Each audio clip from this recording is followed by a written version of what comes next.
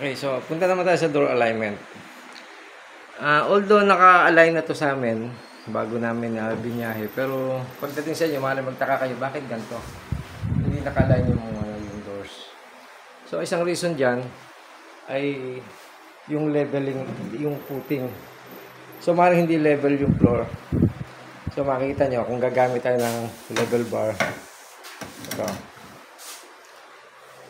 Ayan, nakita nyo, hindi naka-level. Mas mataas sa isang side. So dahil doon sa mataas na side na yan,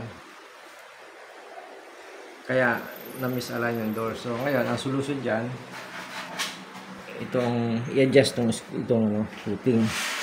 So pwede natin sa ibaba, ikot lang natin.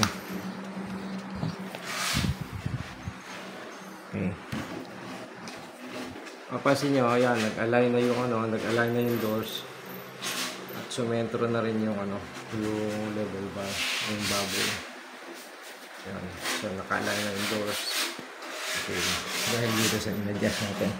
Ngayon, make sure na minsan kasi kahit level na, ganito, tatlo kasi itong baka mamaya nakaangat yung isa. So hindi siya pwede kasi nakaangat na gano'n. So hindi siya nagki-carry ng weight. So dalawa lang nagki-carry.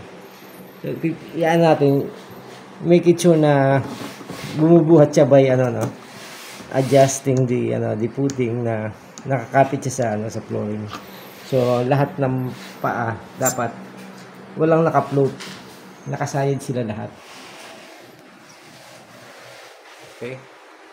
So yun.